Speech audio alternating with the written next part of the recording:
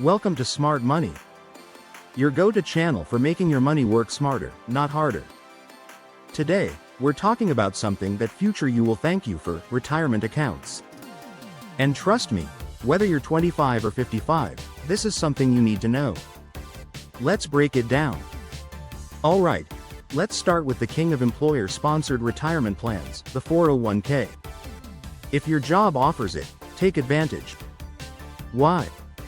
Because many employers offer free money, also known as a match. For example, if they match 5% of your salary, and you contribute 5%, that's like doubling your investment instantly.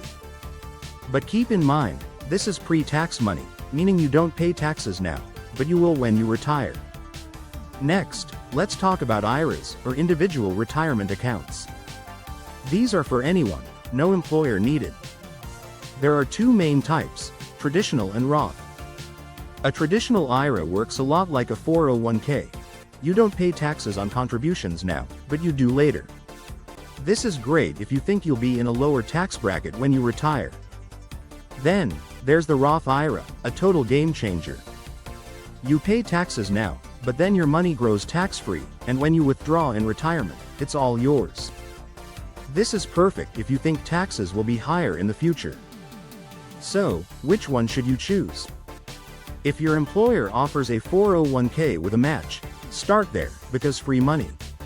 After that, if you're eligible, a Roth IRA is a great way to build tax-free wealth. If you want to save even more, you can always contribute to a traditional IRA or max out your 401k. The key is to start now. Even small contributions can grow into something huge thanks to compound interest. So, which retirement account do you have or are thinking about getting? Drop a comment below.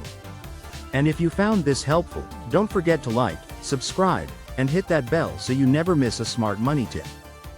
See you next time.